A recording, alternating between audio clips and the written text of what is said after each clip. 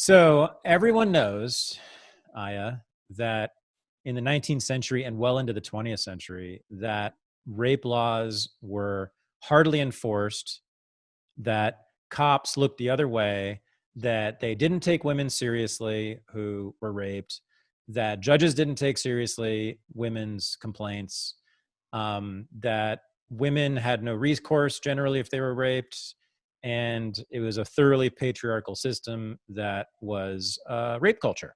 We all know that, don't Right, we? right. Now, I'm going to admit something. I told you at the beginning of this that I'm a US historian who has studied, written, and taught about these issues for 2 decades. That, what I just said, was not too far from what I thought. I sort of assumed, and I don't know why, because it was dumb of me, but I kind of assumed that, yeah, that until sort of modern feminism comes around. My mother, by the way, was an anti-rape activist in the 1960s. But Hmm. and I assume that until modern feminism comes around, that yeah, that this is what happened to women who were raped in the criminal justice system. Your book turns that completely upside down, and I wanted to thank you for that, for changing, for correcting what I thought. So why don't you talk about Hmm. that? What the 19th century was very different than popular conceptions and certainly feminist conceptions of what used to go on. Oh, absolutely. And I think others have written on it, but they write on it a lot in the context of doing histories of like Frances Willard and the temperance, Yeah, movement. yeah. And they say, well, this was kind of like an anti-vice movement. They don't talk about rape. So I too believe the linear story, right? Which Mhm. was throughout time, men have had a male sexual license and have been able to freely rape women, Right. and there's been no significant challenge to it. And all the boys raping in the college campuses now are just the continuation of that male privilege, Right. and so change is long overdue. That's the stock narrative. Yep. When you go back in time, I don't think it is clear that men writ large had a sexual privilege, a sexual license.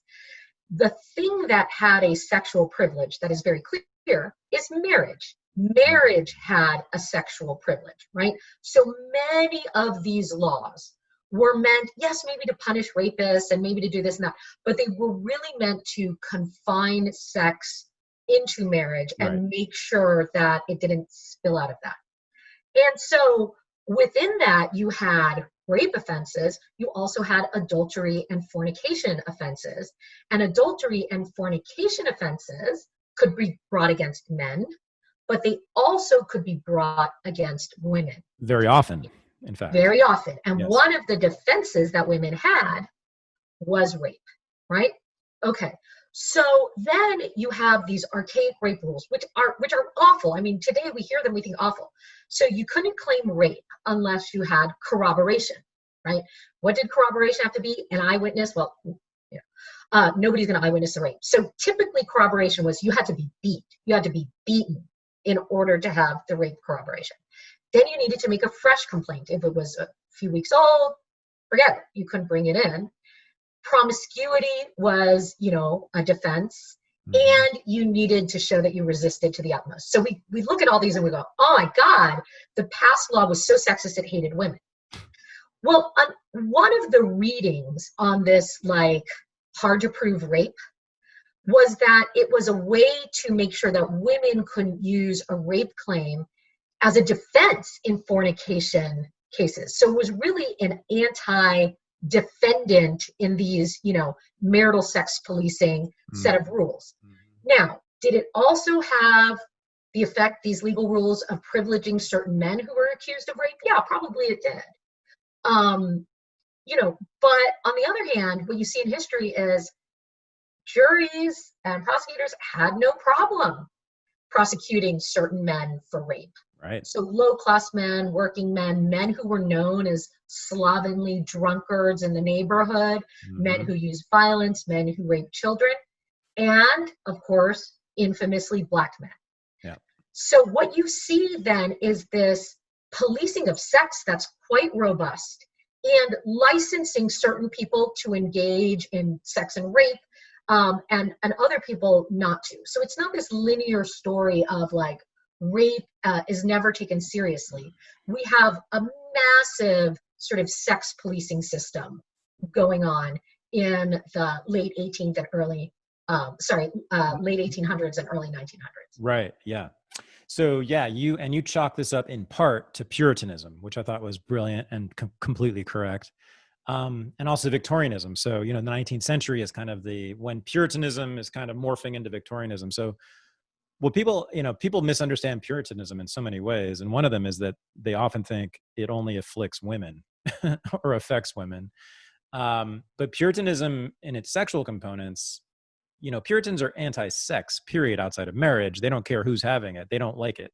Right. Well, it's interesting. So when I was reading about the Puritans, because I got really fascinated by this article I had read from David Bryden and Erica Mador in a law review symposium that I organized on sex law. He wrote about these Puritans being some of the toughest on rape and having the lowest rates of rape and Exactly. being really kind and gentle to the rape complainants, the victims, Exactly, because they were so anti-sex. So then I started reading about Puritans. And it's not just that they were anti-sex, they actually were incredibly pro-sex within marriage. yeah. Yes, they just thought it was like the duty of the husband. So if the husband was going to be like a modern Al Bundy and never have sex, like he wouldn't be doing his husbandly duty to give the wife pleasure. I mean, that's kind of a progressive, view of sex, so long as it's confined to marriage. Right.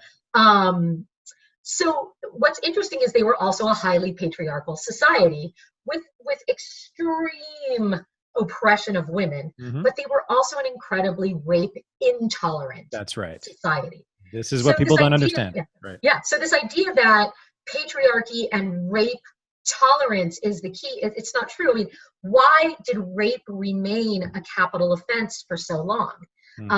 After most felonies, it started out with all felonies being capital offenses. Well, rape remained a capital offense so long because of these ideas of women's ruination and their not being fit to be, husband's property. And that's why in 1977, when the Supreme Court was reviewing the first case to challenge the death penalty for rape of an adult woman, Ruth Bader Ginsburg wrote an amicus brief on behalf of the ACLU. And her position was that the feminist position on rape in this situation is an anti-punitive position, because giving the death penalty for rape is located in these notions of women as property of men and women's ruination, and also, even more disturbingly, rooted in the Reconstruction era South and accusations against Black men. So given this loaded history of this rape punishment, the feminist position should be anti-carceral in this space. Right.